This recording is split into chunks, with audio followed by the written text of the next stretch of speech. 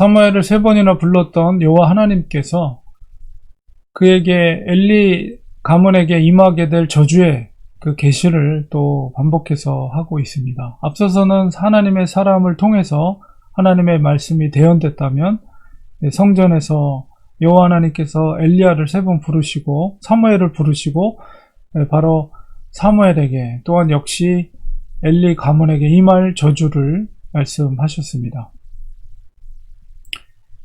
사무엘은 아마 하나님을 처음으로 인격적으로 만났기 때문에 너무나도 놀랍기도 하고 한편으로는 또 벅찬 가슴을 안고 그가 늘 엘리 제사장 밑에서 섬겼던 그 하나님의 법궤 또 하나님의 존재가 드디어 인격적으로 만남을 통해서 계시되고 말씀하셨기 때문에 그 하나님이 그 인격적으로 만남 속에서 인정하게 되고 그분을 진정으로 섬길 수 있는 죄송합니다. 선지자로서의 역할을 감당하게 된 것이죠. 엘리 제사장은 사무엘을 아침에 바로 부릅니다. 그리고 그가 여호와 하나님으로부터 받은 계시의 말씀이 무엇인지를 얼마나 그가 궁금했으면 그 말에 저주를 죄송합니다. 저주를 실어서 17절에 그 이야기를 묻습니다. 사실 이 장면 속에서 우리가 느낄 수 있는 것은 하나님의 말씀이 하나님의 이상이 귀했던 시대, 사실 하나님의 말씀이 임재하고 선포돼야 될 대상은 바로 대제사장임에도 불구하고 오히려 말씀이 희귀하고 이상이 희귀했다는 것은 오랫동안 이 대제사장이었던 엘리에게도 하나님의 말씀이 임하지 않았다는 것이죠. 그리고 오히려 이 어린 사무엘에게 그 대제사장이 하나님의 말씀을 묻고 있어요. 완전히 주객이 전도가 됐죠. 그만큼 이 엘리 제사장에게 영적인 리더십이 상실되어 있는, 그리고 그의 눈이 어두운 것처럼 영적인 눈도 어두워져 있는, 그래서 하나님의 말씀이 임하지 않는 그런 능력을 상실한 대제사장의 모습을 보게 됩니다. 결국은 사무엘을 통해서 역시 하나님의 사람으로부터 들었던 그 동일한 말씀을 다시 한번 듣게 되었을 때 엘리 제사장은 그 말씀이 전하신 대로 될 것을 수긍하게 되는, 그러니까 그 자신도 아는 거예요. 자기의 잘못을 알고 있었던 거죠. 이 사무엘에게 임했던 말씀대로 그의 책임이, 엘리 제사장의 책임이, 두 아들에 대한 책임이 더 컸다는 것을 우리가 알게 됩니다. 그리고 자기도 그것을 잘못을 알기 때문에 사무엘에게 임했던 말씀을 그대로 하나님의 선하신 대로 하실 것이니라 이렇게 수긍할 수밖에 없는, 그리고 19절에서 이제 새롭게 하나님이 세우신 사무엘에 대해서 이야기를 합니다. 사무엘에게 임한 두 가지의 특징이 뭐냐면, 첫 번째는 바로 여호와께서 그와 함께 계셨다는 거예요. 하나님께서 그와 함께 계셨다. 그 함께 계셨던 증거, 특징이 또 뭐냐? 두 번째가 바로 그의 말이 하나도 땅에 떨어지지 않게 하셨다. 여기서 사무엘의 말이 하나도 땅에 떨어지지 않게 하셨다는 것은 그 말이 사무엘의 말이 아니라 바로 하나님, 여호와 하나님께서 그에게 주신 말씀이었기 때문에 그 말씀이 하나도 땅에 떨어지지 않았다.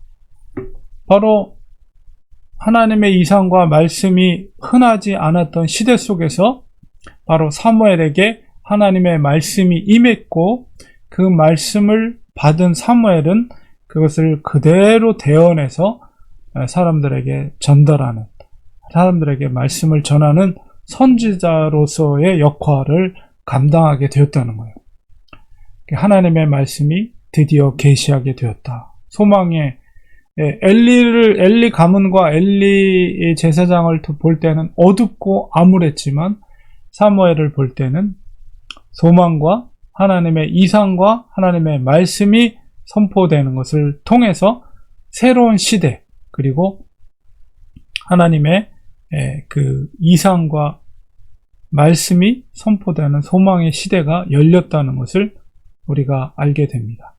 그런 결과로서, 그러니까 참 선지자와 거짓 선지자를 구분하는 아주 가장 중요한 기준은 바로 선포된 말씀이 어떻게 성취되는가, 이것이 가장 중요한 참 선지자, 거짓 선지자를 구분하는 기준이거든요.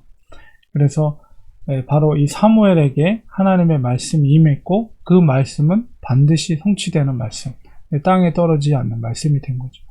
단에서 브엘세바까지 온 이스라엘이 사무엘이 여호와의 선지자로 세우심을 알았다. 왜냐하면 말씀이 하나도 떨어지지 않고 사람들에게 선포된 말씀이 다 성취되었기 때문에, 하나님의 말씀이 성취되는 것은 바로 그 말씀을 대언한 선지자가 참 선지자라는 것을 모든 이스라엘 백성들이 인정하게 되었다는 거예요. 그리고 놀라운 것은 3장 21절에 여호와께서 실로에서 다시 나타나셨다. 이건 뭐냐면 이제 그동안 암울했던 하나님의 말씀이 임하지 않고 이상이 임하지 않았던 그 암울한 시대 속에서 이제 다시 여호와 하나님께서 실로에서 나타나셨다. 그리고 여호와께서 어떻게 나타나셨는가?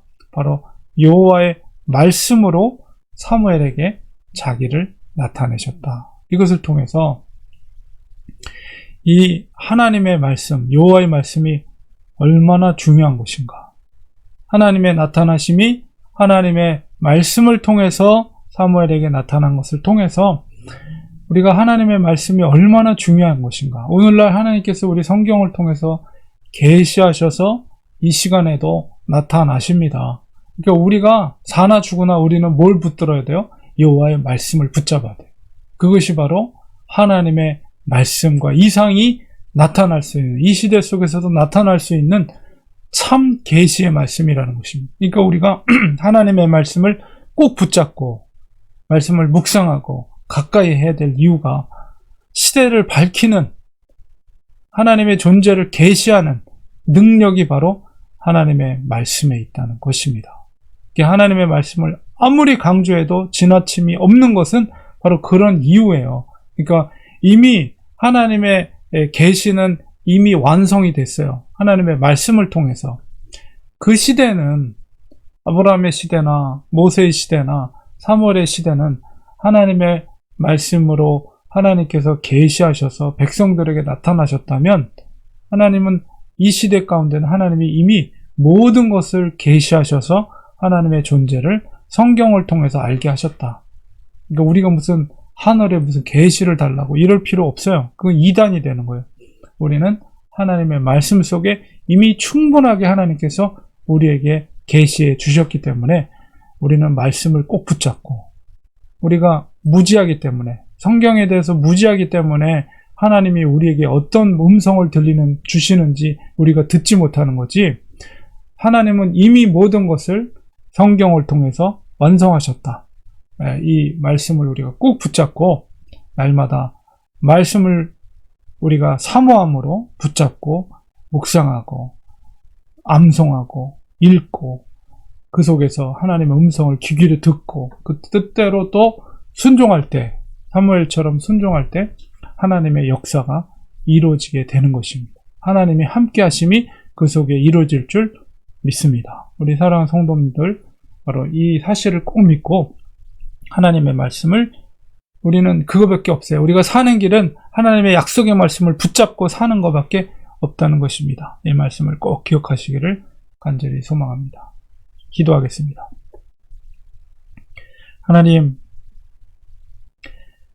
하나님의 말씀과 이상이 흔하지 않던 시대 속에 하나님은 실로에서 사무엘에게 다시 나타나셨습니다. 바로 여호와의 말씀으로 그에게 나타나셨습니다. 이 시대 가운데도 하나님의 말씀이 소중합니다. 하나님의 약속의 말씀을 붙잡고 날마다 살아가게 하시고 그 말씀에 순종하는 삶을 통해서 하나님이 우리와 늘 동행하시며 역사하시며 계시하시며 함께하시며 일하심을 우리가 체험할 수 있게 도와주시옵소서. 예수님의 이름으로 간절히 기도리옵나이다. 아멘.